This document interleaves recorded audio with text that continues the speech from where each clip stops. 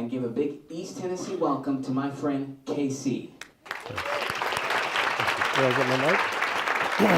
Thank you. Thank you. Am I on? Can we hear? All right, so the first thing I'm going to do is try to make this a little bit more of a smaller, more intimate group. So for those of you all the way over there, could we ask you to come over here and join us so that everybody can see the slides? And there's a smaller chance of you sneaking out in case you find me ridiculously boring.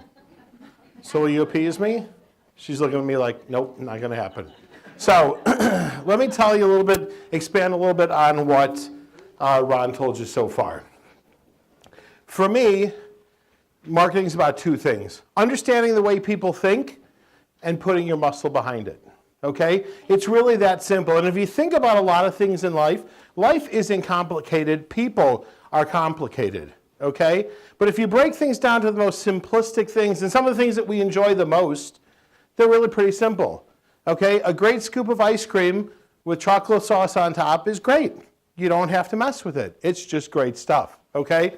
So this is who I am. In case anybody wants to reach out to me, this is my phone number, my email, my Facebook, and my Twitter.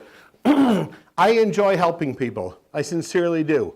And while you guys may never even talk to me, if you email me with a question, I promise you within 48 hours I'll return your phone call, I'll return your email, and I'll help you any way that I can, even if it's to refer you to somebody else. As Ron said, I own the Keith Christopher Entertainment Group. I started out my first company out of my fraternity house basement, and we were probably the largest DJ service in the city of Chicago. And I used poor judgment, and I trusted somebody I shouldn't have, and I didn't protect myself legally like I should have. And 20 years after I started the company, I found myself on the outside looking in with zero. I accidentally left a case of CDs in my car, and that's the only thing I had. Nothing. We did the whole court thing, but that was still a big issue. And while I won in court, I still didn't get my company back, okay? Now, as bad as that was, it gave me a do-over, all right? And think of it as sad as it is for people that lose their home or their house blows away. In Chicagoland area, we just had, it was probably on the news even here, in central Illinois, there was a tornado that went through 1 year ago. And the beautiful part, as terrible as that was, everybody was showing their homes, their brand new homes being built, and they got their do-over as well, okay? I was very blessed I got a do-over. I started the Keith Christopher Entertainment Group, and the reason for it was I was the name and the face of Spinidis for 20 years, which is why we considered that company name. All right? We offer disc jockey services, photo booths, decor, lighting, live entertainment, and we also do fashion show production. So we work with a lot of women's groups. We supply them the entire show for their charity event. So we handle the models, we handle getting the clothing. We take care of everything soup to nuts so that the hospital, the women's group, whatever it might be, all they have to do is hire us and negotiate with the property and to have it and then work out their pricing. I also started the Windy City Wedding Show. The reason for it is when I had a falling out with my partner managed to convince the bridal show company in Chicago that was very well known to not allow me to come into their shows. So I had no choice but to start over again, and I started the Windy City Wedding Show. In the first year, in 2011, we were happy just to get through the weekend, okay? Not only was I just trying to get through the weekend, but I was also telling every single solitary person I had ever met that we were going to do an incredible 2-day show, which had never been done in Chicago before, and we guaranteed it would be the largest show in Chicago. We put 1,500 brides through the door in 2 days, okay? Absolutely packed, okay? We're partnered with The Knot, we're partnered with David's Bridal, we're partnered with Men's Warehouse, the 3 largest wedding companies in the world. The show was so successful, all the vendors said, you got to do more. And me being foolish said, okay. And so we went ahead and we did another show in August and another show in November. Those we did as Sunday shows only. Then, because I'm a glutton for punishment, in 2012, we decided to do 5 of them because I'm greedy and I like money. And that's really what it came down to. And I enjoy it. I enjoy the sales and marketing end of our business. In 2013, we went to 15 shows in Chicago, and then we added 2 in Wisconsin. All right? And as things would grow, we are now at 16 shows this year in 2014. Now, to give you an idea of where our shows are, I have to tell you what the Chicago market is like. There are 60,000 marriage licenses when I started this survey, or when I did this for this last presentation, from April 1st of 2013 through August 1st of 2014, August 11th. Now, we're not a planning site like the Knot. We're not a reviewing website. The main reason people come to us is to order tickets to our shows, okay? Or to learn more about our shows. So, we had 47,000 visits. We had 28,435 new visits. We had 35,757 visits, unique visits, okay? So out of the 40,000, we had anywhere between 28,000 to essentially 36,000 to give you an idea of the power of the strength of the brand that I've built in Chicago. Now, I'm not doing this to brag. I'm doing this to qualify myself so that when you sit there with your arms crossed, somewhat skeptically, and it's okay, I sit in the back of the room too, okay? I want you to know that what I'm telling you is what I know. Now, I am no different than anyone here. I was an art major in college.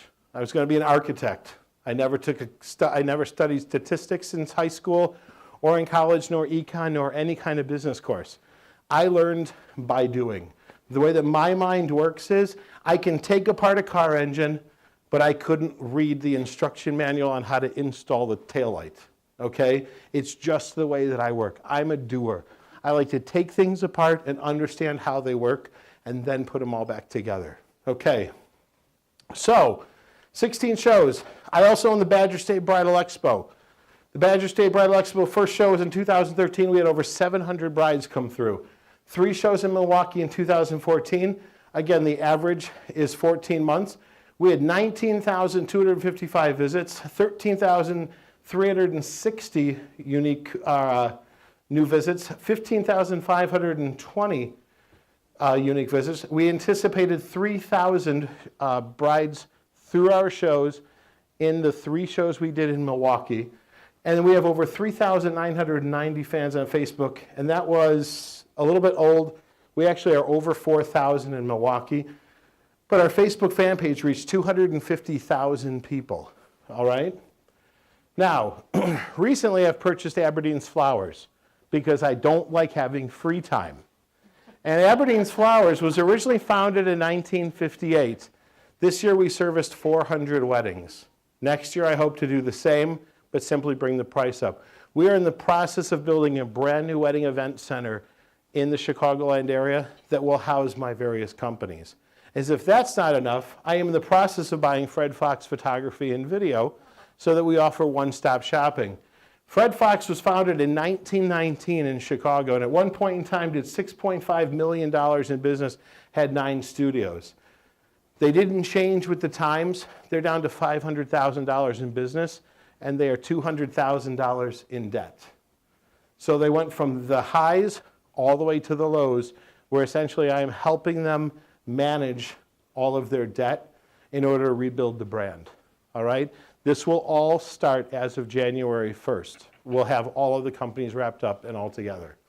Now, first of all, I want to give everybody, I want you all, see, I'm like fitting in here, you all, sorry, I've learned, I went to the coffee talk this morning, and I sat down with some lovely ladies. One was from Old Smoky, to which she educated me as to, would you, did you, could you, holler, And fuss, and tickled.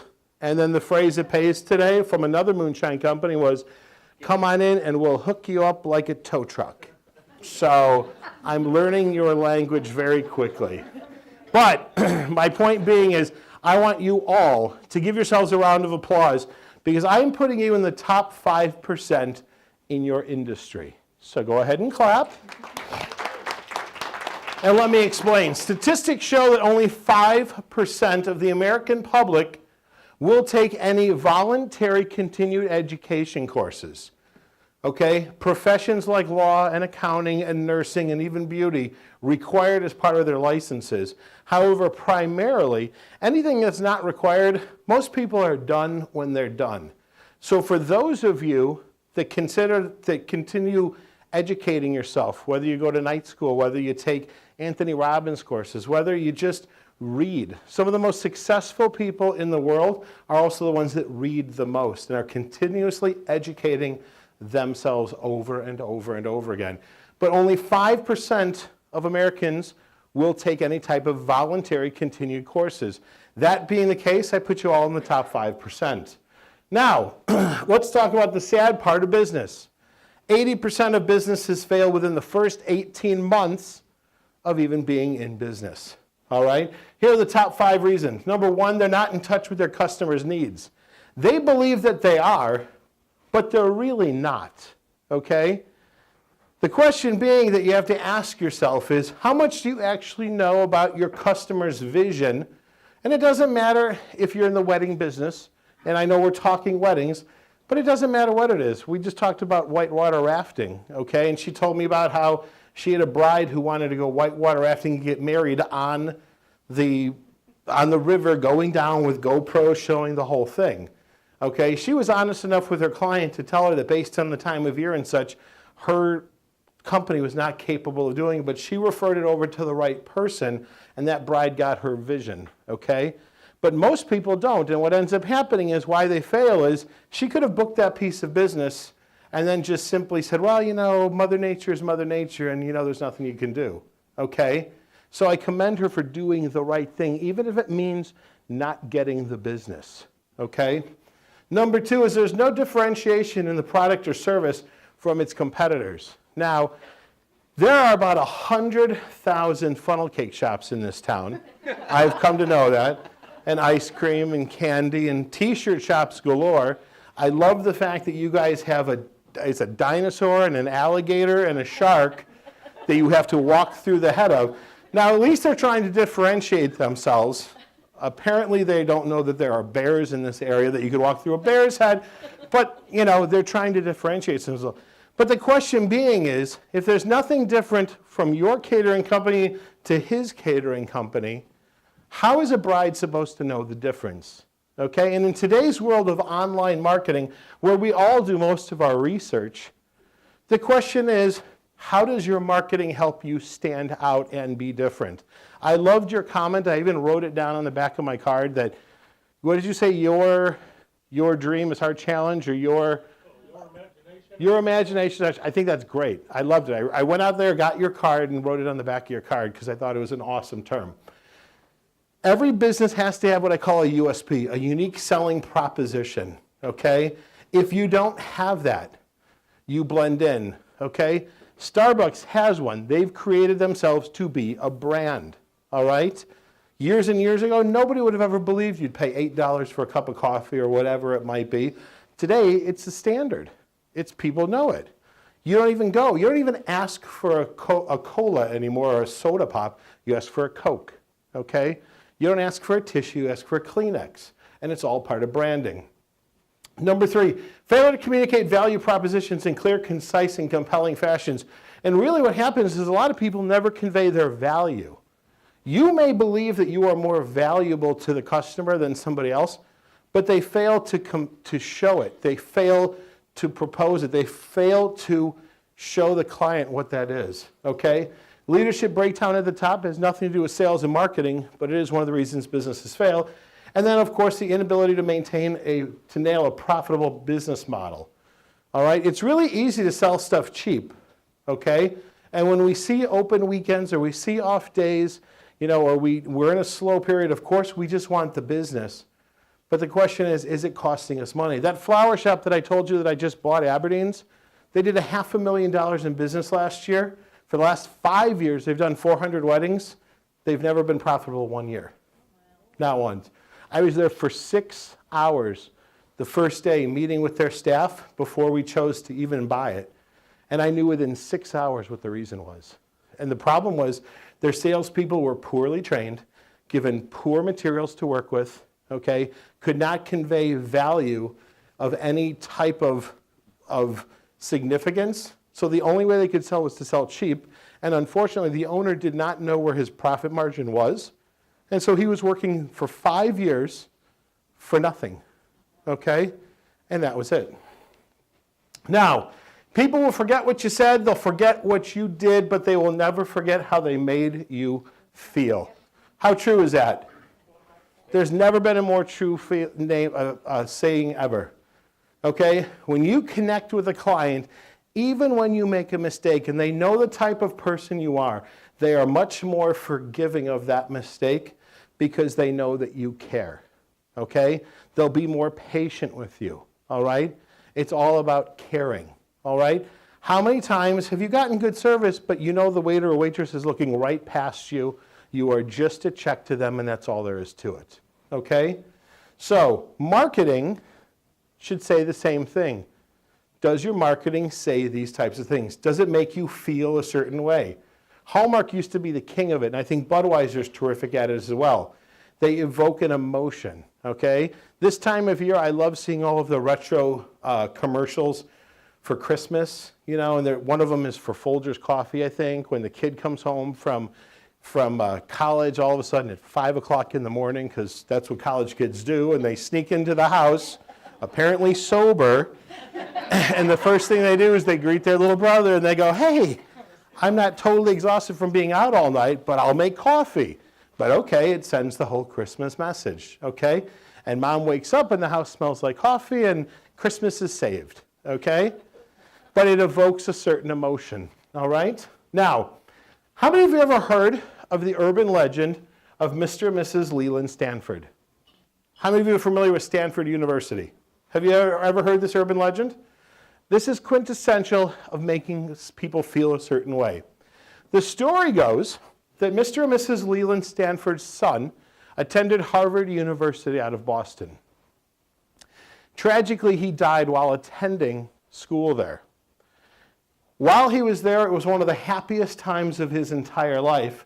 And so, as a way to remember their son, Mr. and Mrs. Stanford went unannounced to the dean's office or the president's office of the university, knocked on the door, and asked the secretary if they could have a moment of the president's time. Now, the Stanfords were very laid back, very down-to-earth people, okay? Nothing fancy or pretentious about them. So the secretary made a judgment about them that they would not be worth the president's time to interrupt them from the important things that he was doing. So she tried to discourage them and said, he's very, very busy. He's a very important man. Perhaps you could come back another time. They said, no, we traveled all the way here. It's very important that we speak to him. They sat there for hours. Finally, agitated and annoyed, the secretary went to the president's office and said, there are two deadbeats here. Their son went to school here. They need to talk to you about something. I'll try and get them in and out as quickly as possible. So the president said, fine, let them in. They came in and they sat down and said, Mr. President, our son's happiest days of his life were attending Harvard University. And we would like to do something on campus, some sort of a monument in our son's honor. The president looked down on them and said, ma'am, if we had given monuments to every single person that had ever attended this university and passed away, this university would look like a cemetery. And they said, well, we weren't looking for a small monument. We were looking to propose a building. And he turned around and said, a building? Do you have any idea how expensive a building is? And the Stanford said, well, exactly what are we talking about? Well, a building could be as much as $100,000. And the two of them said, is that all? We thought it would be more. Thanked the president for his time and talking down to them, walked out the door, relocated to California, and founded Stanford University in honor of their deceased son. Okay? It is an urban legend, and if you go to Snopes, they'll tell you that it is an urban legend. But if you think about it, every single time that you are at a diner or a fast food restaurant and you don't make eye contact with the person taking care of you, and it's very easy to do, you forget that they're people just like we are. Okay? And again, the point of it, and even in your marketing, is that you have to connect with the person in a way that makes you stand out. All right? So, what is the definition of marketing? Anybody? This is the interactive part. The beauty queen, talk to me. No, all right. That happens to me in bars all the time. Good-looking girl. No, I won't talk to you. Yes, ma'am. What's that? Selling yourself. Okay. No, I don't know what you mean. That's why I asked you what marketing is. I know what marketing is. The question is, what is your definition? Selling yourself. Selling yourself. Okay. Yes, ma'am. Leveraging your business based on your strong suits. Those Okay. My chef man right there. You're marketing yourself just based on what you're wearing. You're, like you say, like Starbucks, branding yourself. Branding yourself. There's no trick question here, guys. I'm not going to give you an aha moment. Talk to me. Make your customer have a leave with a good feeling. Okay. Gotcha. Yes, ma'am. Find their need and supply. Find their need and supply. Now, a lot of what I'm hearing is your interactions with the client. Okay? Marketing sometimes, in some people's definitions, is the precursor to sales. It's what drives you to get that appointment and allow you the opportunity to serve that client. All right? J. Conrad Levinson, the guerrilla marketing guru, if there's one book that you should ask Santa Claus for this Christmas, this is the book. You're going to want to get the guerrilla marketing book, get the latest edition possible. He passed away about 2 years ago. I had the honor of meeting him. Super nice guy. He describes it as any and all interaction your company has with a customer or a potential customer. Okay? So, it's your company name, your logo, your colors, your website, your uniform. Anybody walked in, either thought that he ran out of clean clothes and his brother's a chef, or he's promoting himself as a chef. Okay? So, promotional materials, and of course your style of doing business. All right? I have a friend in Boston who's a very, very expensive DJ. He purposely does not answer his phone. He has somebody else do it. And the reason for it is he wants to make himself a little bit difficult to get in touch with. That way, when he does touch base with the customer, they feel as though his time is worth so much more to them, and he actually feels that he can control their time more. I'm not saying that it's right, but it's his style of doing business, okay? Marketing is like sex. Everybody thinks they're good at it, all right? But very few actually are. Also true. Okay, let me ask you a question. Is marketing expensive? Yes. Yes? How many think yes? Raise your hand. How many think no? How many of you are just scared to raise your hand? All right? Only if it's bad. All right? So, it doesn't have to cost a lot of money. All right? Marketing is about converting needs into wants. All right? You, sir, what do you do? Okay, so you don't do anything. That's good. You enjoy your grandchildren. How about you, sir? What do you do? Internet marketing. Internet marketing. Okay. So he's going to disagree with everything I'm saying. Now, so somebody comes to you because what? No, they come because they have a specific need as far as how to get their marketing message across to the customers. Right. And your goal is to take their need and create them to want your service. Okay? So, everybody goes to a bridal show needing a DJ or a photographer or what have you. Every morning we wake up and we know we're going to need to have breakfast, okay? The goal is through your marketing that they think of you, all right? The real definition of marketing in my mind is the manipulation, and I don't mean this in a bad way. When you hear the word manipulation, everyone's like, oh, bad. The manipulation of a consumer to believe that your product or service is one that they should use, purchase, or at a minimum, respect and desire. Okay? So, Rolex, Mercedes, Tiffany's.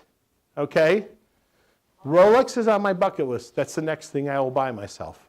Okay? Mercedes, if I was given one tomorrow, I would sell it and I would buy myself something else.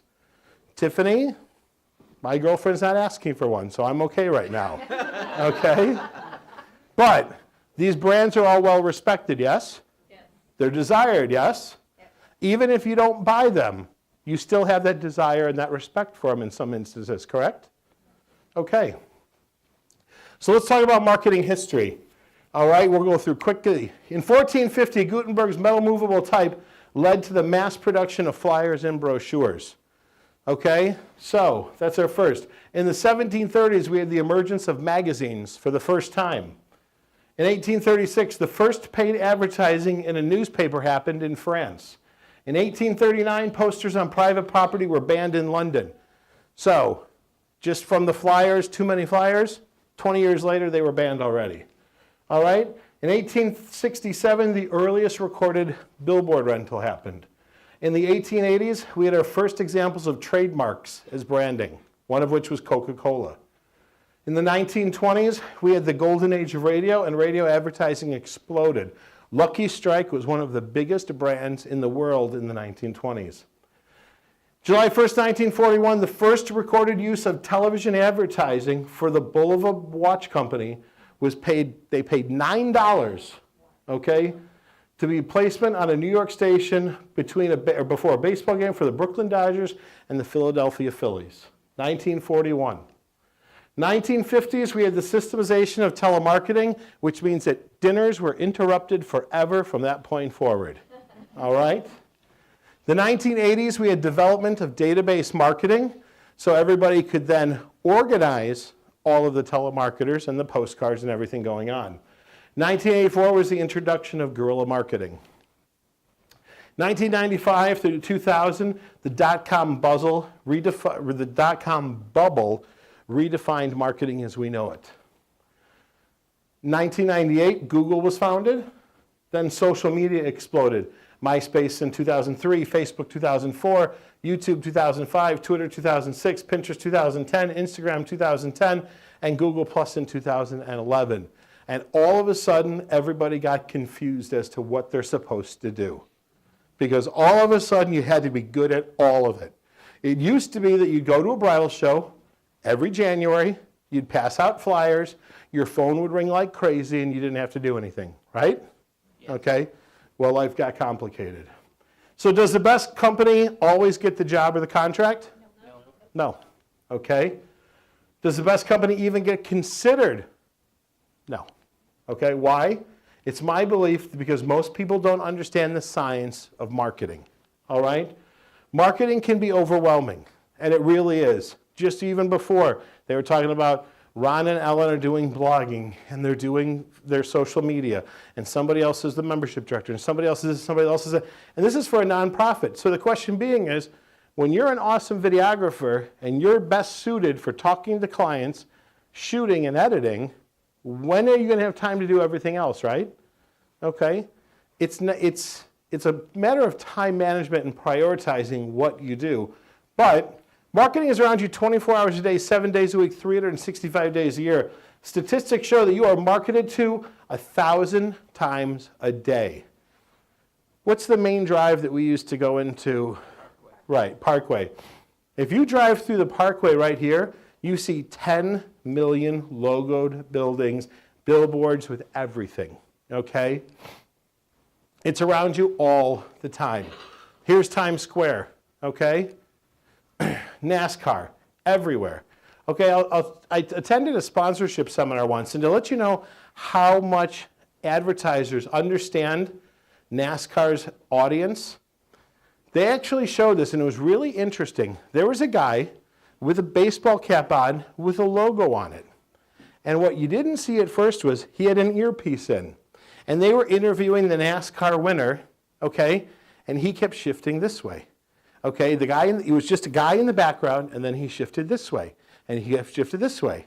And what it was there was somebody telling him how to shift left or right so that hat would be in the frame through the entire interview. Because they understood that brand being on TV in the background was worth X amount of dollars, okay? Stadium, look at all the advertising, cabs, billboards, everywhere, okay? You can't go to the bathroom in a men's room anymore without looking at billboard advertising. Google has paid ads. You can't go to the mall. It's not enough that we have named stadiums and arenas, but now we've got billboards driving around them, okay? We can't watch a video without watching a precursor video, okay, and then also seeing other videos to the right of it. A study done in April of 2013 shows that Americans spend 16 minutes of every hour online via social media. That's your Twitter, your Facebook, your YouTube, okay? Another study shows that Americans spend 3.2 hours per day on social media. 13 to 34-year-olds report spending as much as 3.8 hours a day. New research has shown that the average user spends 23 hours a week emailing, texting, and using social media and other forms of online communication. All right, now, to understand how people think, the average American watches 3.8 hours of TV a day. 30 commercials per hour of TV, that's 115.5 commercials per day. Now, today you might be fast forwarding through a lot of that with your DVR, but that shows you how much it's around you. Okay? The TV tells you what to wear, what to eat, what to think, what to love, what to fear. All right? Does anyone in here honestly care about Kim Kardashian being butt naked on a magazine cover in Europe? No. But somehow it's trending worldwide, it's everywhere. Okay? The Kardashians honestly don't do anything. And last year they made over $50 million, okay? I want you to take a look. If you look at the picture closely enough, what do you see? Tell me, raise your hand when you see it. What is sticking out in this? 1, 2, 3. Anybody? Let's see if I can. Does anybody notice this is a dog? Right here in the middle, okay?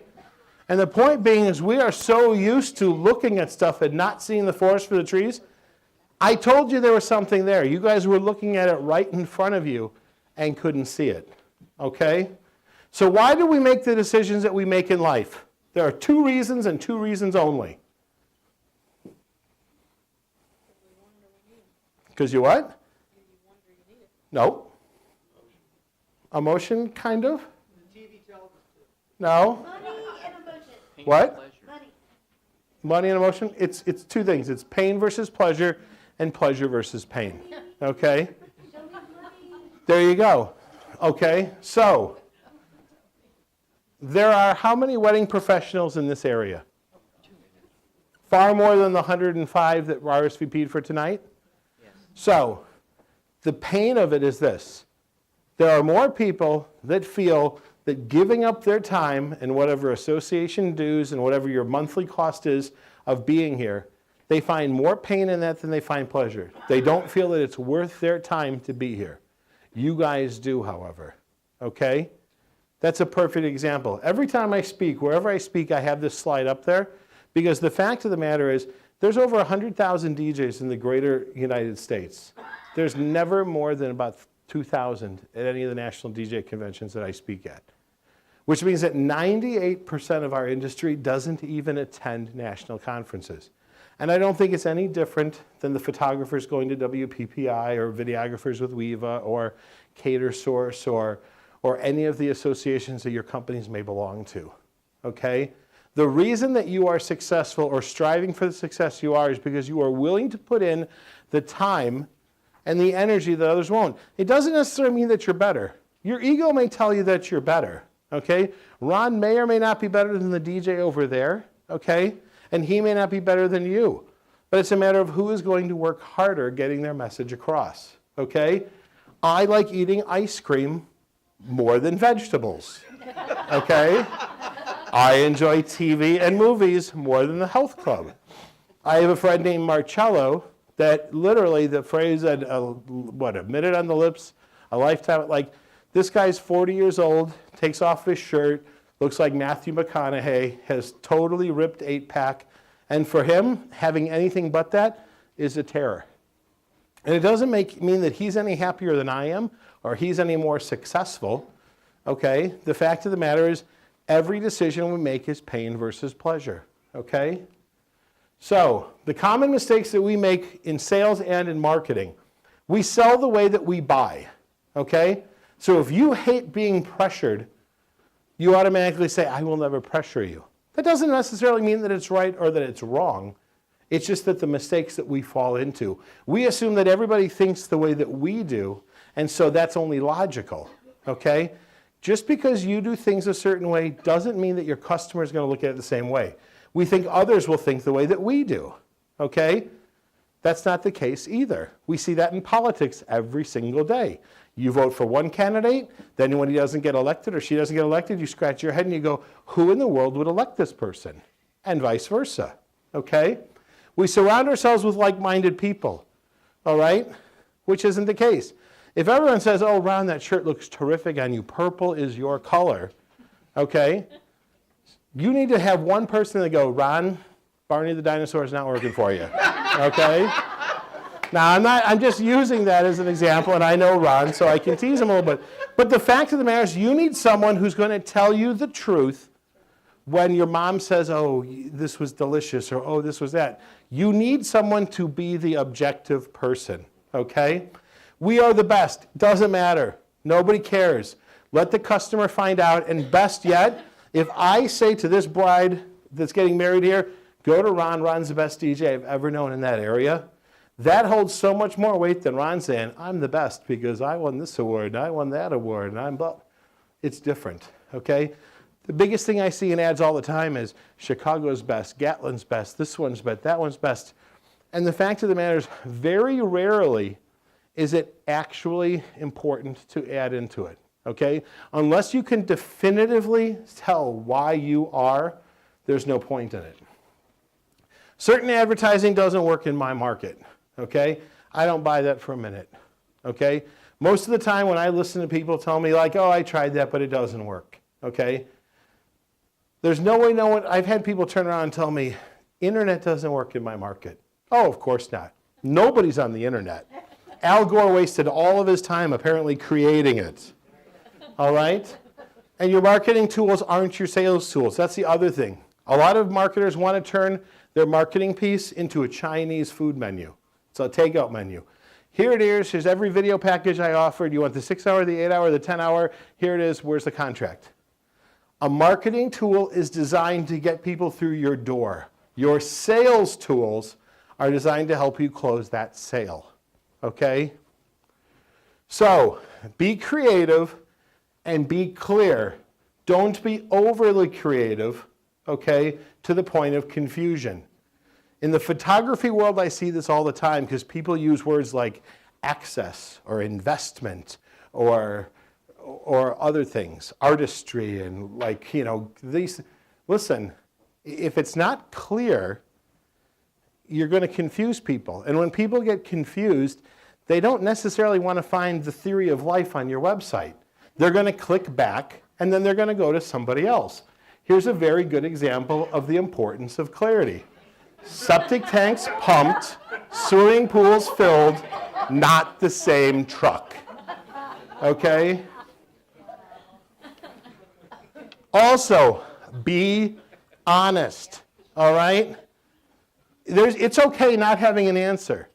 If somebody's asking you for something that they saw on Pinterest or what have you, you say, listen, I'm not 100% familiar, or if it's a venue you've never worked, I'm not familiar. Let me do the research, okay, and I'll come back to you with an answer. Why? How much do we want to be weighted on as people? Okay, if someone takes an interest in us, it works, okay? Here's an example. The Holy Bible. You notice the sticker? Signed copy. Really? Really? I'd love to see the signing, okay? All right. Marketing isn't magic, okay? You can't, it's not like turning lemons into lemonade, okay? This is not a photo booth. This is a wall with 2 supports. This is a photo booth. This is not a photo booth, okay? It doesn't matter what the ad looks like and how they made that. This is not a photo booth. It doesn't matter how fancy the graphics could have been around the ad. This is a photo booth, okay? When you supply them this and it shows up at their wedding, okay, they're going to hate you. That's it. So, marketing tools and promotional tools' purpose is to get people to want to learn more about your company. Sales tools are used to assist your salespeople, okay? The flower shop that I just took over had 8 million photos on their website. Color, purple, yellow, green, bling, non-bling, rentals, this, that. They're not ordering Egg Foo Young, okay? The idea is that you learn enough about the company that says, you know what? This Ron guy sounds interesting, okay? The catering company over there, he sounds interesting. I like the few pictures, okay? You ever hear the adage, give a man enough rope, he'll hang himself? That's what I think happens. Because then what happens too is your website gets overly complicated, people get lost in it, and they tend to lose focus. And this country has a problem with ADD. All right? I mean, look at the squirrel. Look at the squirrel. No. So, keep it simple. The science of marketing is understanding how the brain reacts to the stimuli put in front of it and using it to manipulate your customer the way you want them to feel about your company. Okay? That's what it comes down to.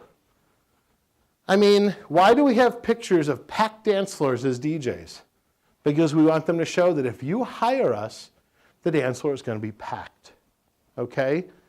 Why do we have emotionally charged photographs as a photographer? Do we have pictures of the camera? No, because it's irrelevant. It's a logical assumption that the video camera he's using is good.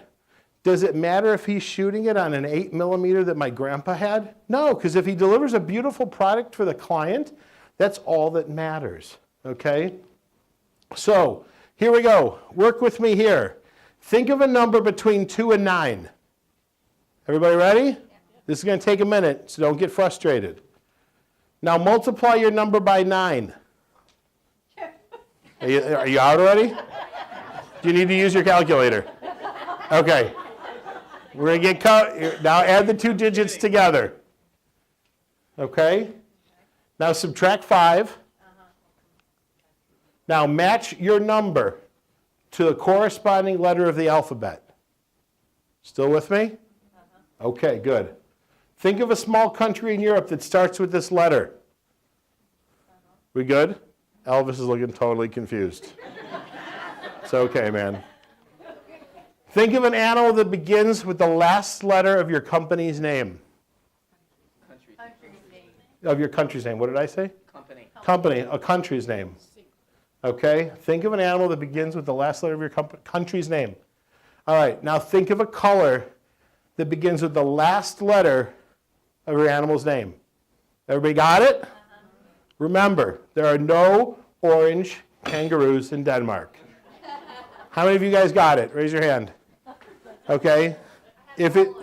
What's that? All of that orange. Okay. Well, there you go. Someone's thinking outside the box. Okay. 97% that follow the instructions all the way through will typically result with the same thing. Now, why do I use this parlor trick? Because I showed you that I've manipulated your brain to go this way, then this way, then this way, then this way, and then get it to come out to the end, which is where I want it. Okay, what do you do, sir? You're a musician. So the goal would be that your marketing tells everybody in this area that you are the musician that they have to have at their special event, right? So if you could do this same formula, you'd use it everywhere, right? Okay. And then you drive up your demand, which means you get to drive up your price, and then you get to buy your wife that nice Tiffany ring and drive the Mercedes and wear a Rolex, okay? Or whatever your choice of lifestyle is, okay? The fact of the matter is, what most people don't understand is how the brain works and how it affects your day-to-day life, okay? 45% of the world thinks with the left side of their brain. Why? Why am I telling you this? Because it's important to know. The left side of the brain handles organization and logic. They prefer schedules and deadlines. They love rules and regulations. They're auditory learners. They are better at using words to remember things as opposed to visual aids. These are your attorneys. These are your accountants, okay? These are your managers, okay? Now, they're going to be the client that wants to know what they get for their money. Full-time staffing, are you insured? Do you have backup equipment? Backup staffing. If you're in this business, do you have online planning tools? They want the contract details, the financial arrangements, the payment terms. Do you take credit cards? The black and white is what's important to them, okay? 45% of the world thinks with the right side of their brain. They are emotionally charged. They are the ones that are the excited bride. Oh my God, I want this, and I want this, and I want this, and I want this. Okay, without even knowing what it costs. They're the right-sided dominant brain is more on visual references, okay? They're emotionally swayed by feelings, okay? They're very intuitive and curious. They tend to be disorganized, okay, lacking in time management and unable to prioritize. They're going to be impressed with your office, your literature, your demo videos, your pictures, okay? They are going to also be your nightmare bride that doesn't get you everything you ask for. I need your menu by this time. I need your final count by this time. I need your music selections by this time. I need to know what pictures we're taking, okay? They're the ones you're going to chase. But the good part about that is when you chase them politely and they're your best friend, they're also going to be the one talking about you much more so than the logical end, okay? The logical side of the guy is going to say, Ron was great. He did a good job. The end, okay?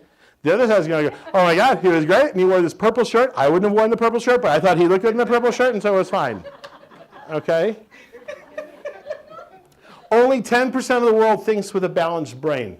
Your marketing needs to be geared to be both creative and show your position of strength. Okay? Everyone's market is different. So, does your marketing represent both? Okay? So, the left brain, accurate, analytic, okay, science. The right brain, passion, creative, all right? And there's more to it. So based on the way people think, the question is, does your marketing represent both sides of your brain? Does yours, sir? Okay. Listen, it's okay. My first marketing was so bad, I used to print off Xerox flyers, and I would hang them up in grocery stores. Okay? Literally, I'm not kidding. Because I didn't have a pot to piss it or a window to throw it out of. Okay? I had less than nothing. Okay? When I started over again, I still had nothing, but because of the internet, I was able to do a lot with nothing. Okay? I was able to redesign things in such a way that I was able to charge people emotionally, and even when I had nothing, I still was able to convince people that I had plenty. Okay? Are your marketing materials creative while also showing your company stability? Do you recognize the fact, does your marketing say that you belong to this association? How many of you say yes? How many of you say no? How many of you just want me to stop talking so you can go home and watch the season finale of Sons of Anarchy? Okay? Do they convey emotion while also answering questions? Okay? Car commercials to me do this better than anyone. Okay, think of every car commercial that you see. It shows, let's say that, here's the great-looking, middle-aged man and woman. They're driving in this, whatever this car is, a Chrysler K car or whatever, and they are happy and they're out on the town, and of course it's not snowing, so no one's scared of skidding off of a Smoky Mountain here. Okay? They're out on the town and they're eating and they're drinking and everything's good. And they're saying that if you buy this car, your wife's going to love you even more. Your husband's going to be more attentive. He's not going to fart in the bedroom. Everything's going to be great. Right? And then they kick in the other side and say, and you can have this life for $198. And then they cut to like the local dealer, and there it is. There's your call to action. Okay? At the Super Bowl, this was one of my favorite commercials, and it was totally emotionally charged. Did you guys see this commercial? Yes. This was terrific. If you didn't see it, it starts with a guy answering the phone at Radio Shack, and he looks and he hangs it up, and the guy next to him turns and goes, "Who is that?" He goes, "It was the 80s. They want their store back." And what happened then was all of these iconic characters from the 80s come crashing through the front door. Cliffy and Chucky and Dee Snider and Hulk Hogan and Eric Estrada, and they come in and they rip apart the store and they throw everything out, right?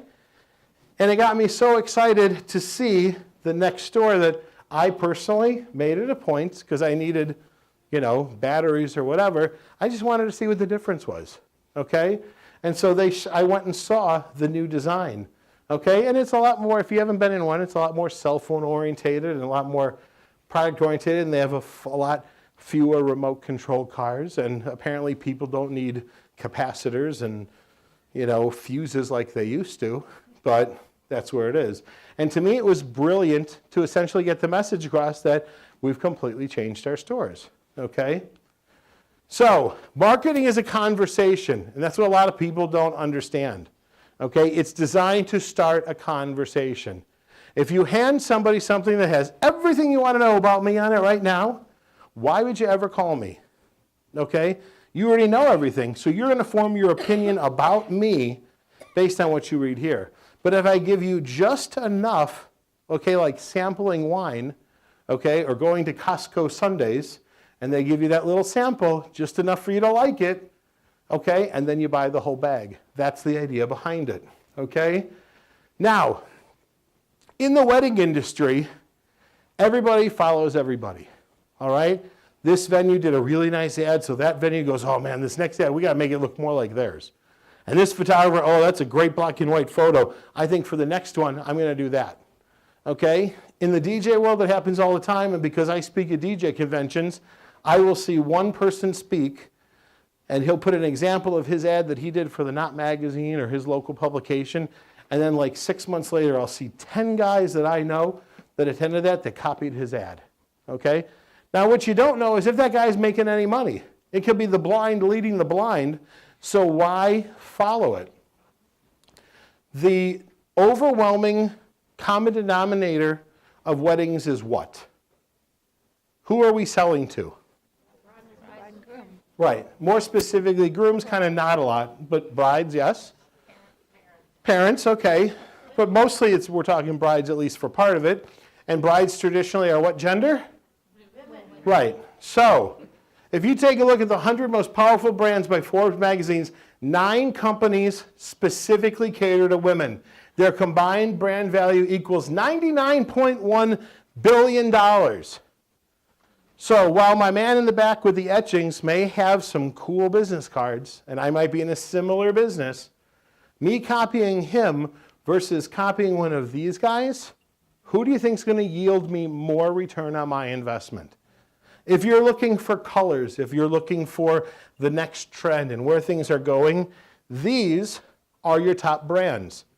Now here's the thing, some of them are expensive and they're luxury, and some of them aren't. L'Oreal's not necessarily expensive. Lancôme's not necessarily expensive. You can buy both at Target.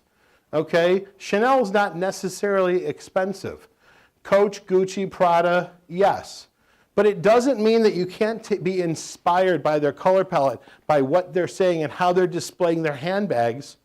Okay, so rather than having a floral shop filled with every single solitary thing you could ever do, if you created a bookshelf system with the hottest, coolest designs and display them the same way that Coach designs their bags, okay, now it's displayed in a totally different way. Okay, if you turn around and you design your photography studio to look more like an art display, now you're not just a photographer, but you're a photographic artist, okay? So the question is, what does your company's name say about you?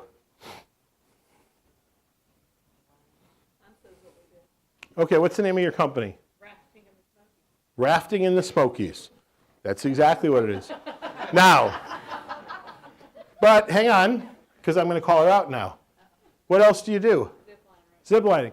So your name, Rafting in the Smokies, says nothing about zip lining, does it? So it's not actually what your name, what you actually do. It's one of the things you do, right? So you could easily say something like Adventures in the Smokies, right? Or Natural Life Adventures in the Smokies.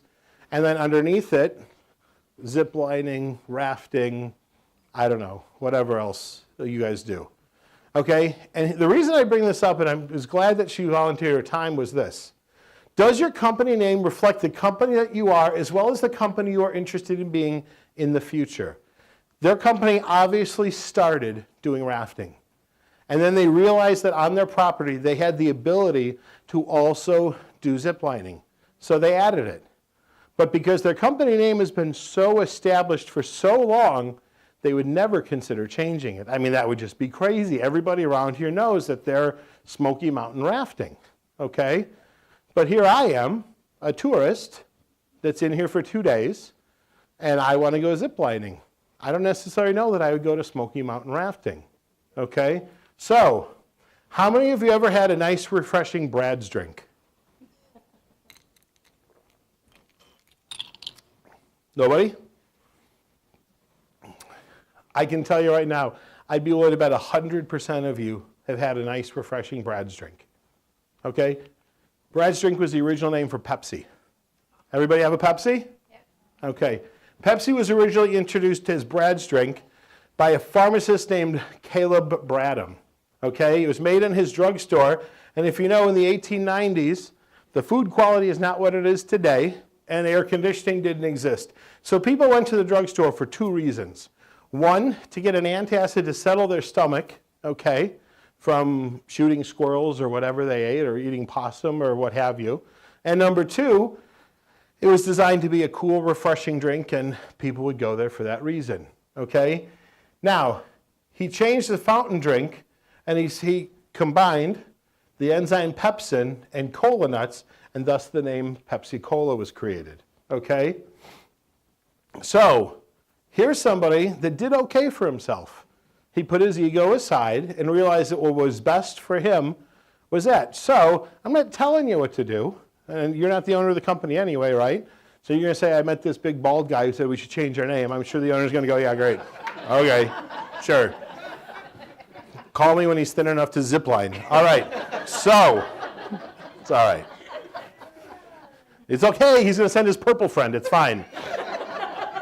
So, the bottom line is, we are all emotionally charged behind it. Why? Because we've had the company forever, or the company's associated with our name, okay?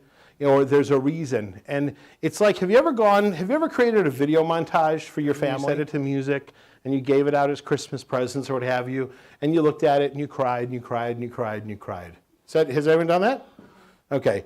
Then has anybody ever had to sit through the torture of watching somebody else's at a wedding reception? And you're like, oh my God, we've seen 17 Pee Wee football pictures. Like, seriously? And the reason behind it is this. Every picture that you look at shows a memory. Every picture that a stranger looks at sees Ron in a purple shirt from when he was 5, then he was 6, then he was 7, then he was 8. And you started going, oh my God, did Ron always wear purple his entire life? Okay? And the fact of the matter is, it doesn't necessarily serve your company. It's the same thing. What does your logo say about your company? And when's the last time you considered updating your logo? Again, people seeing that, well, our company exploded in the year 2000, and this was the logo that did it, and so why would I change it? Okay? It's the evolution of anything, okay?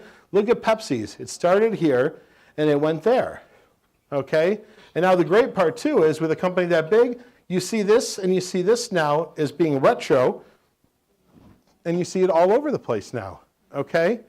There's nothing wrong with evolving. Fashion evolves. We're not all wearing bell-bottom pants, okay? I mean, there aren't poofy, I don't see any girls here with shoulder pads in their blazers, okay, like in the 80s, wearing the power suits, all right?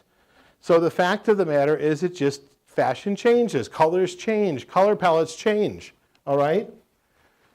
Here's a perfect example of changing and being creative, all right? Did you guys see this? Was this popular here as well? Over the course of the summer, you could have personalized, Coca-Cola do personalized. You could even go on their website and do it. What do you have, just generic Coke? Is that it? It says Blake? Okay. Well, there you go. Well, this I thought was really cool. We posted this on our Facebook page. Beautiful Eloise, will you marry me? They wrote away to Coca-Cola. He said that's what he wanted. He set this up in his refrigerator and asked his girlfriend to go get him a soda. And the ring was right underneath it. Okay? This to me was a brilliant use of both a logo and a campaign. Okay? Marketing doesn't replace your experience, though. And that's that, and forgive me for using the language, but it's like they say, you can't turn chicken shit into chicken salad. You can have the nicest looking logo, you can have the coolest looking store, but ultimately your experience is always going to trump everything else. This is where I get emotional, and I've given this speech a million times, and I think you'll appreciate it. This gentleman right here is Mr. Matt Harmon. He was my fraternity brother in college, all right? His full-time job is he works for Pepsi Cola in Chicago. He grew up in a very small town in western Illinois. He graduated with 24 people. In order to pay for college, he did the GI Bill, as did his brothers and his sisters. He enjoyed the Army. He did the GI Bill. He was a National Guardsman. He went through college every weekend. We used to tease him because he'd go off like Gomer Pyle, and he'd have his hat on, and he just did his thing, and he'd come back from playing soldier, and that was that. In his 19th year as a reservist, he's married. There's his family. He was activated and he went to Afghanistan for a year. Now, his wife is a stay-at-home mom. He's got 3 kids. They're in private parochial school. And if you know anything about the way the laws work in this country, if he made $100,000 a year, let's say as a number at Pepsi, he may have made $10,000 as a national reservist. When he got activated to being full-time military, his salary may have gone up to, let's say, $40,000. Pepsi, however, is under no obligation to pay his salary while he is gone serving our country. They are only required to give him a position of equal value or stature and pay when he comes home. Pepsi Cola chose to pay his salary, the balance of his salary, while he was gone serving our country. Okay? Everybody that worked with him chipped in. They got his wife a maid service so that she could be a stay-at-home mom and manage her children. They got him a landscaper that shoveled the walk, that cut the grass while he was gone. They came back and his parish threw him this huge party. I make a choice every day to buy Pepsi over Coke when I'm given that choice because of what they did for my friend. So, experience will never trump marketing. Marketing will never trump experience. Okay? Everybody probably has a story about how they go to the diner they go to just because they're known by name. They're treated a certain way. Okay? So, as much as I'd love to tell you, like having the color of the year, the latest font, and everything else, it's never going to trip your experience. Okay?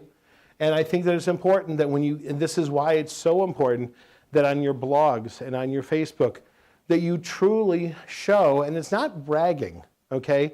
When somebody sends you a handwritten thank you note, okay, or they write an incredible review on you on Wedding Wire or The Knot or Yelp or what have you, and you share that, you're not doing the bragging. You're letting somebody else brag for you. You're just relocating it, okay? And it's very important that you have that conversation, okay? So, now let's move on to color. Sounds dumb. We know Ron's favorite color is purple, all right? But color actually means something, all right? What does your company color actually say about your company? What are the colors you've chosen in your ads, cards, website, etc., convey to customers? All right? Did you guys ever think about your colors when you picked them out? Or did your graphic designer say, oh, here's some logos and tell me what you think? Okay? You picked yours? Why did you pick them?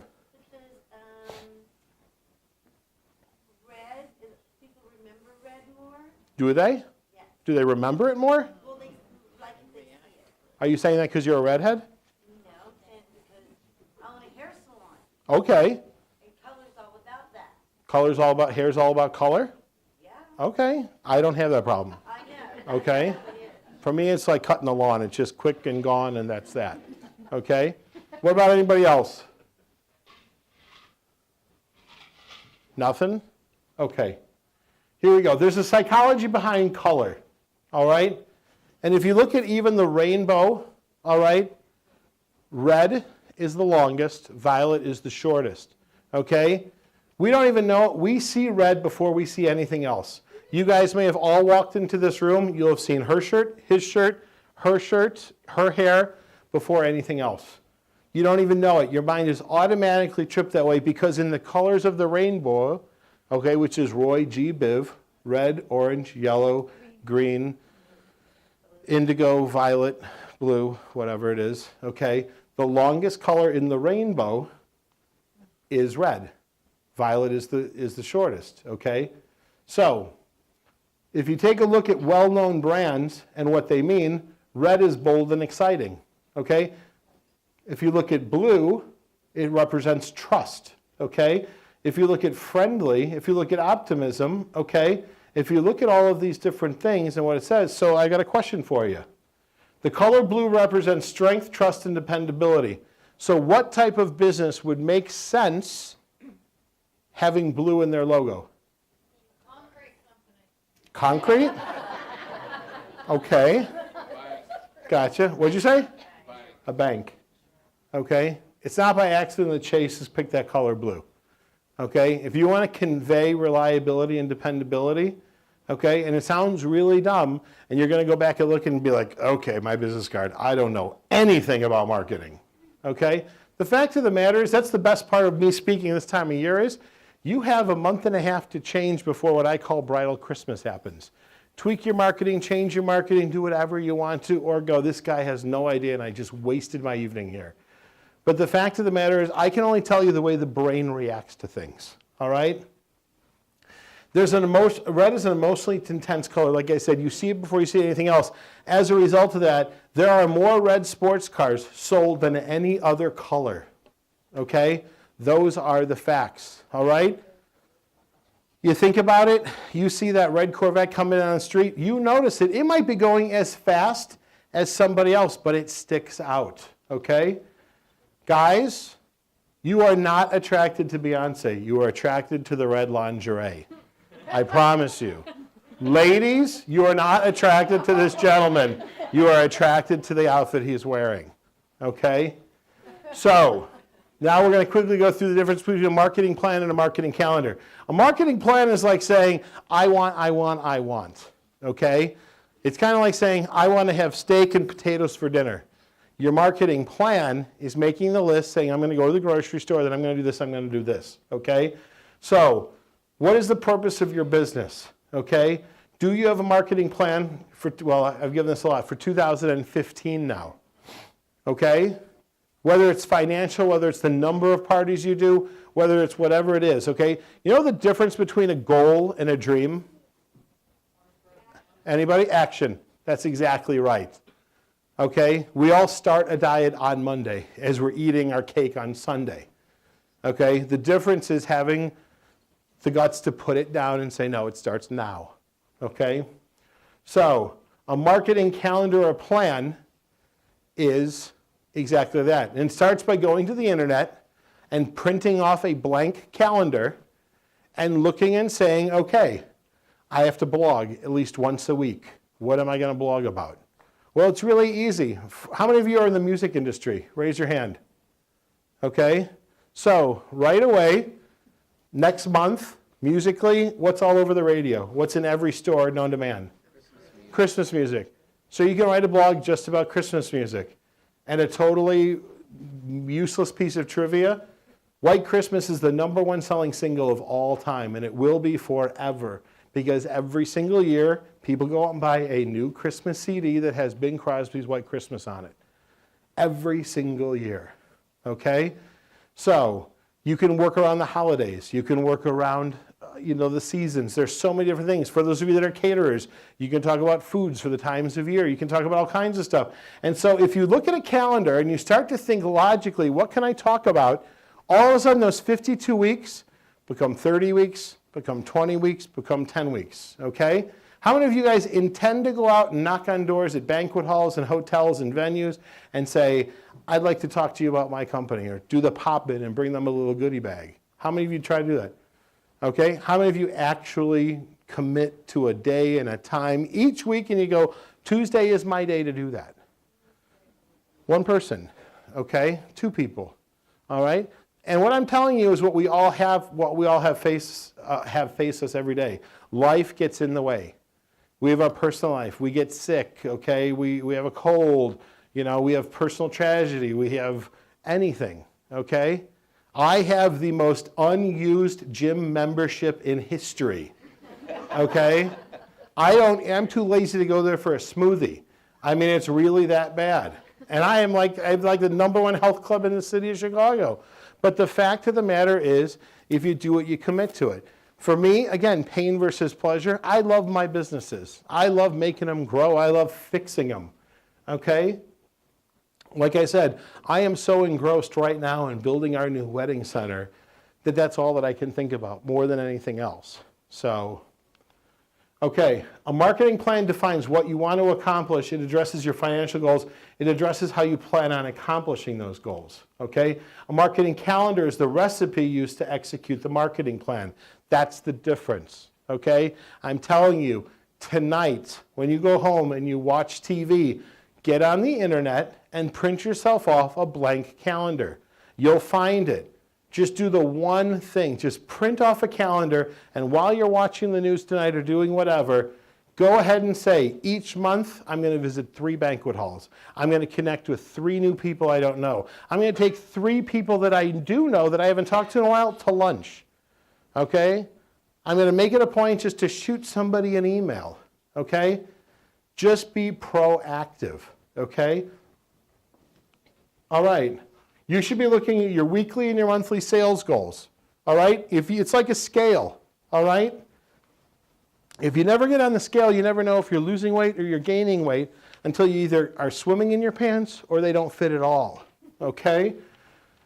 You want to look at your annual and your spot print media campaigns. Okay? That means your yearly wedding magazines in most cases. Your email campaigns. This is the most cost-effective way of following up. And the fact of the matter is today's bride talks digitally more than they talk on the phone. And you know, a lot of people go, I hate getting spam, I hate it, I hate it, I hate it. But you know what? You still look at it. Okay? And you know what? In my world, for the various businesses, if somebody clicks unsubscribe, that just means they don't need me anymore. That's okay. You know, I'm all right with that. If they don't need me, that's fine. Okay? The nice part about email campaigns is they're cheap. The bad part about it is you don't have a huge open rate. The nice part about traditional mailing campaigns is while they're expensive, you have a 100% open rate. You have to look at it before you decide to throw it in the garbage. And if what you do is pretty and it looks good and it hooks people, you've got a lot better chance of them looking at it. Okay? You've got your bridal shows and your trade shows, and for me, not because I'm a bridal show promoter, and I think one of the reasons I became a bridal show promoter was because of how much I believed in them. And because I'm a personality-based business, they're buying me, they're buying Ron, they're buying that gentleman over there, they're buying you, not just because you can play the guitar or whatever you play, but they like your personality. Okay, they like interacting with you. Okay, I'm assuming you're much better live than on YouTube, correct? Okay, so when you interact and you talk to them and you find out that their favorite Elvis song is this, and then you can automatically pull out a guitar and play it, tell them you don't wow them right away. Okay? Of course you say you don't play the guitar, so whatever your show is or whatever it is, but the fact of the matter is live interaction is always better, okay, which is why I love that. Your association meeting attendance, all right? I don't know what percentage of your members are here, okay, but you know what? Commit to it, you know? I mean, I committed to this 6 months ago before I bought 2 businesses because I love speaking and I love talking about this. I just became a board member of the American DJ Association in Chicago. I've been a board member of the National Association of Catering Executives in Chicago, okay? I feel like all I do is drive from place to place to place half the time.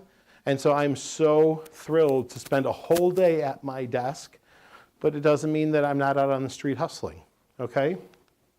So, your marketing calendar should also include scheduled hotel and catering hall visits, social media posting. I'm going to tell you all to follow us on Facebook. Windy City Wedding Show, Badger State Bridal Expo. We post interesting stuff all the time. And you know the great part about you guys being here is you can steal it all and I'm not going to care. Okay? Picasso said someone asked Picasso, someone told me what Picasso said.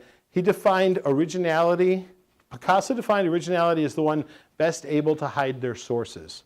And I always thought that was hilarious, okay? You don't need to reinvent the wheel in order to be interesting, okay? We've all told a joke we heard from somebody else, okay?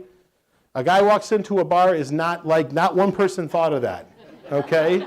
That's the way that it goes. So, I'm telling you, and social media more than anything else, it's a conversation. If you do nothing but post about save, book me, use my service, here I am, they're going to be bored, okay? Inspire them with interesting things. Blogging topics. Blogging is more important now than ever, and as much as people may hate it, you need to do it. And I'd much rather you lock yourself, especially up, and it might be slower for you. Look at a calendar, find out what you can write about, schedule that in your blogging software, and get it done. Okay? Even if you're blogging once a month, get it done. Okay? Because the way it works is Google has spiders to crawl through, and if you want to grow up the search engine, the only way you're going to do it is by getting fresh content all the time. Okay, and then you have your annual targeted event campaigns like holiday parties, schools, etc. This is in the DJ industry. So those of you who are in catering, this is the time of year I'd assume that you're pouring on marketing more now than ever to get those last minute holiday parties, correct? Okay, that's where you're reconnecting with people. And you know about these annual things, you know that they happen year after year after year. And so the first thing you do is the minute the event is over, you call to make sure they're okay and see if they already have a date for next year. And that's true if you're a DJ for proms and school dances and anything else, okay? The average American spends 34 hours at TV per week. The average American is on social media 22.4 hours per week, okay? Facebook is the second most popular website in the world. As of January of 2014, they had 1,310,000,000 people, 1.2 billion monthly users, 1.1 billion mobile users, okay?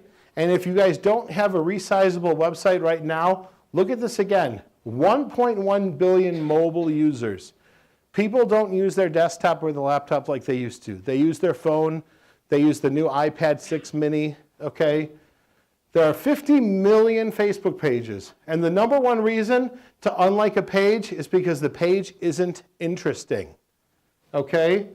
April 4th, 2014, the US population was only 317 million, but there are 1.3 billion people on Facebook, to give you an idea of how big Facebook is. So a lot of people go, oh, my customers aren't on Facebook. Yes, they are, okay? So just because you're not or you don't like it doesn't mean that your customers aren't there. Here's an example. This is a DJ who used to be in Chicago and he moved to North Carolina, I think.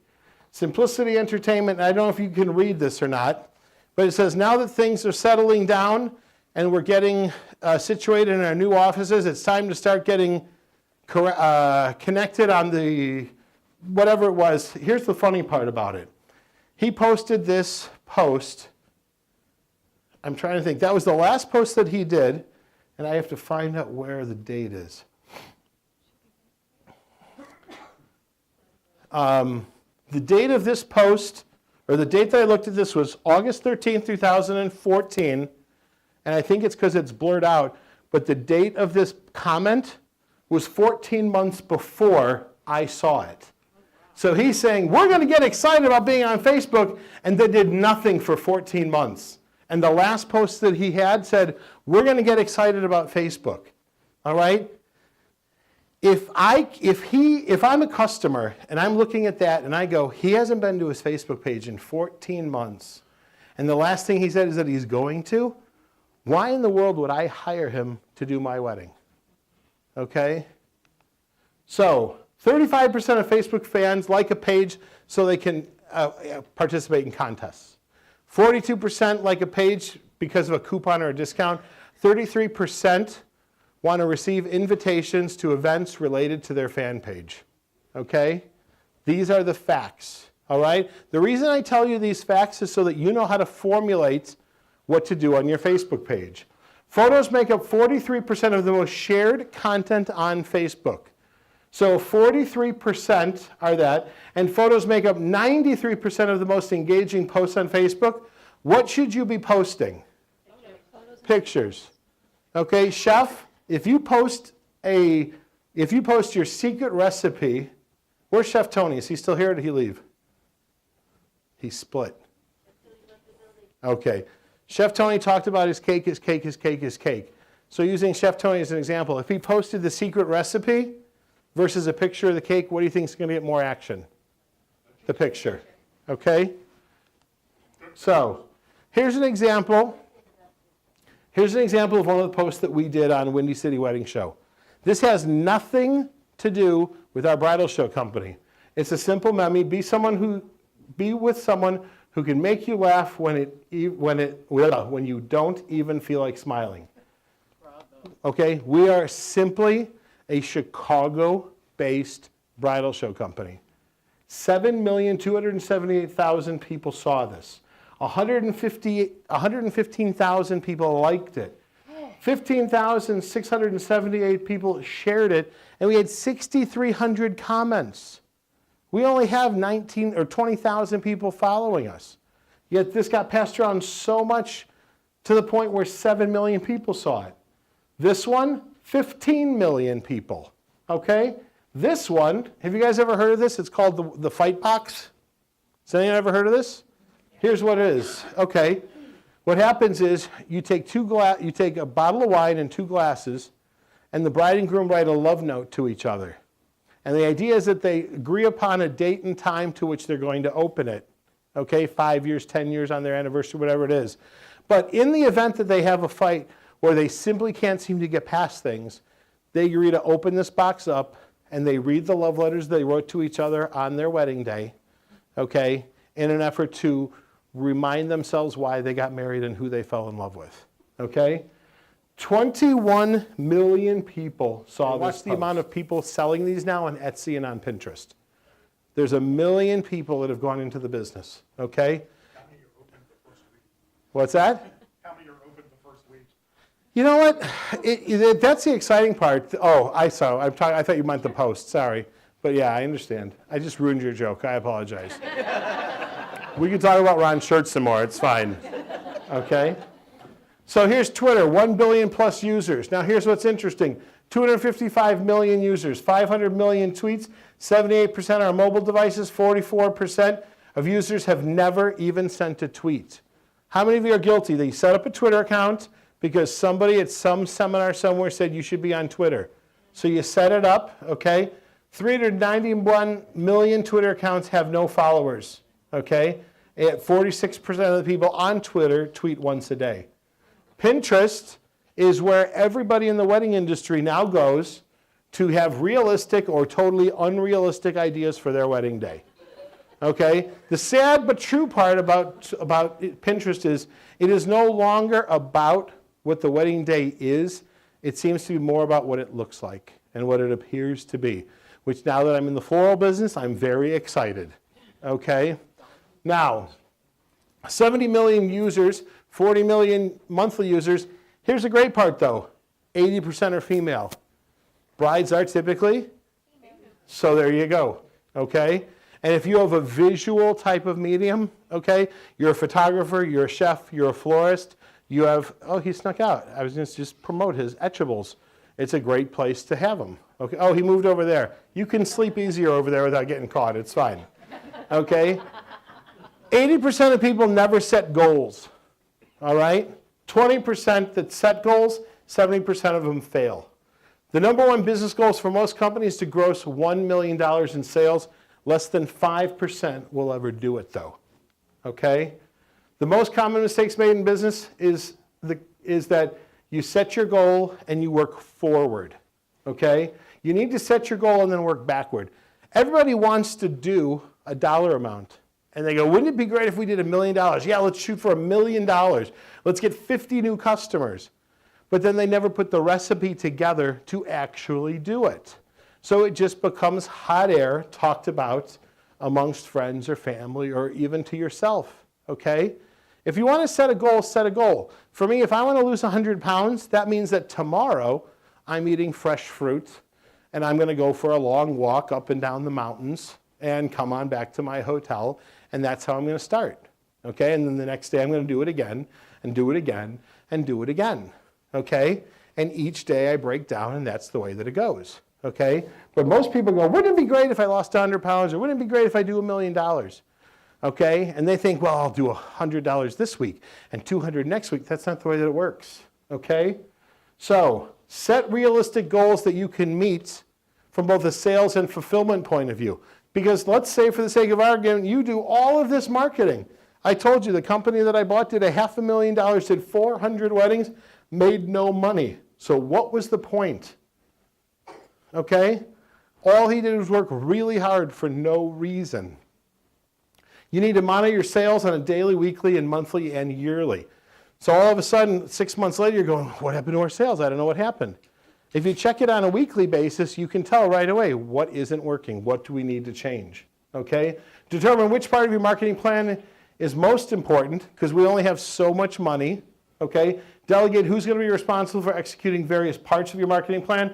Assign dates, times, and execute each part of your plan on your calendar. At the end of each month, assess which part of your plan was most effective, which was least effective, and adjust it accordingly, okay? Repetition. It takes seeing the same logo, name, offer, jingle, commercial, etc. 30 times before you even recognize it. Did anybody realize it? Okay. Red Robin. Okay. All right. State Farm. Who knows the jingle? Who wrote it? Barry Manilow. There you go. You get an A+. Okay. What would you do for a Klondike bar? Well, not eat a Kit Kat bar. Yeah, exactly. Okay. To me, one of the best businesses that does this, at least they do it. Do you guys all get this like every month or every 8 weeks? And what do they hope? They hope that this is the month that your German Shepherd permanently threw up all over your bedspread and you have to get a new one. Or the blender died because you put too much ice in it making margaritas or whatever it was. And now you're going to take this coupon in and you're going to go blow it on their overpriced merchandise that you can get for half price at Target, right? But the fact of the matter is they do an awesome job at it. Every 6 or 8 weeks you get it. Or you get the mini catalog. And usually, even if this is out of date, they'll take it anyway. Because the bottom line is what they understand is that their marketing got you into the store. And while it may not have gotten you in the store in the window they were hoping for, it still got you into the store. Okay, so here are the things you need to know. What are your marketing costs per inquiry? Okay, and a lot of people don't understand that. How many of you use some sort of a database system to track every customer that contacts you? Okay, if you don't, at a minimum, put it in an Excel file. Every customer that calls you, everybody that you meet at a bridal show, everything that way, at the end of the year, you can figure out what it cost, okay? What is your marketing closing rate? Meaning, how many times do you talk to somebody before you get them in the door, okay? The question is, what is your sales closing rate? A lot of people like to think that it's 80%. Oh, I'm a good talker. People love me. Are you kidding me? They talk to me. I've got them going down the whitewater rafting in January. I'm that good of a salesperson. Okay? And then when they're soaking wet, I put them on a zip line to dry them off, and we're good to go. Okay? But if you watch the statistics, it's like getting on a scale, because apparently I'm not 205 anymore. So that's just the way that it is. Okay? And the last is, what is your cost of acquisition? This is really important to know, okay? That company that I was telling you about, the flower shop, they pay their salespeople right now 18%. Their marketing costs alone, for me going through it, was 20%, which means they're spending 38% before we even buy a flower, okay? And he wondered why he made no money, okay? You need to know your numbers, and they're a pain in the butt. I have to admit it, but here's come down to, how many of you guys had a lemonade stand when you were little? Okay? Did your mom try to make it educational for you? No? Okay. Well, I was lucky. My mom and dad did. They told me the first thing of lemonade was on them, but after that, we had to pay for the cups, and we had to pay for this, and we had to pay for that. And very quickly, we learned how much sugar costs and how much lemons cost and how much ice costs and how much this costs and that costs, okay? It's the same point in time I had one of my best friends growing up and our 2 younger brothers. Our younger brothers were the hecklers that ran up and down the street screaming, lemonade! Okay, what we found out real quickly is that we didn't like our younger brothers taking our profit, so we fired both of them, okay? And we could scream just as loud as they could. But the bottom line is we understood the way that economics worked, okay? And you have to track your numbers. Okay? When you purchase advertising, what are you buying? Exposure? Kind of, yeah. Exposure to what? A what? Paying clientele. Well, they're paying somebody, but you're paying for an audience, okay? That's what most people don't understand. They think they're buying a single booth, a double booth, a banner ad, a this or that. You're not. You're paying for exposure to people. You're paying for an audience. And whenever you look at spending money anywhere, you need to determine from that company who is actually the audience. Because everybody emails you saying, we have the hottest new wedding website in the world. It's brandnewwedding.com, and for $19 a month, we're going to drive 42 million people to your door. Okay? Then you look at their Alexa ratings, and they don't even have one. Okay? A 30-second commercial for the 2014 Super Bowl costs $4 million. How many think that's a lot of money? Okay? They had 110 million people watch the Super Bowl. Okay? Came out to 4 cents per impression. How many of you would you pay 4 cents if you knew that your target audience was in front of it? Right. Okay? GoDaddy was founded in 1997. It wasn't until 2005 that anybody even knew who they were. Prior to that, everybody asked their web guy, who do we go to? I don't know who they go to. And then they had Candace Michelle make fun of the whole Janet Jackson, Justin Timberlake fiasco. That's a good word for it. What do they call it? A wardrobe malfunction. Yes. Right. Okay? But it made GoDaddy a brand name overnight. Okay? The wedding industry in the U.S. totals $51 billion per year. Okay? The Knot.com and Wedding Wire and everybody else loves to throw this out there. You want your piece of the pie! Okay? The fact of the matter, though, is it's only 1% of the general public. And then if you add in people that know that you're getting married, or those that are having a bar mitzvah, or a school dance, or whatever, okay, or know somebody getting married, it's only another 1%. Okay? Which is why doing mainstream advertising is typically not worth it. Doesn't matter if you can get the best billboard in all of this area. When 98% of the people that see it don't need it, and then the 2% that might have to pass it at the right time before they've already secured somebody else, it's not worth it, okay? In order to get your piece of the market that you want to, okay, you need to do the following. Pretend for a minute you just lost your company, just like I did, okay? It's no different than if you said, if I could tear this house down all over again and start over, I would put the chimney over here and I'd put a jacuzzi tub in and the whole thing.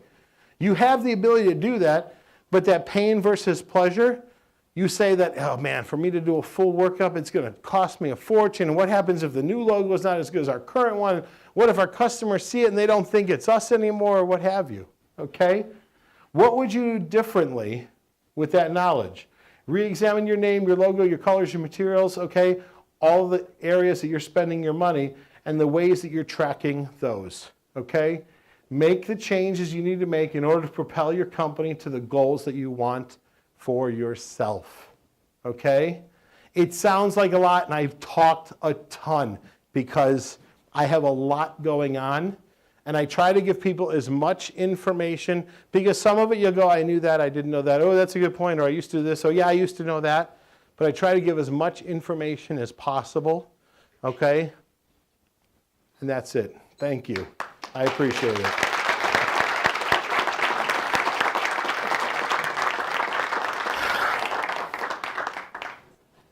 Now, I do know that we're running a little bit later than we did, but I just want to see, just for a quick second, does anyone have any questions for Keith? Anyone at all have any questions they'd like to ask him about anything he's discussed tonight? Okay, but once again, let's please put your hands together for KC.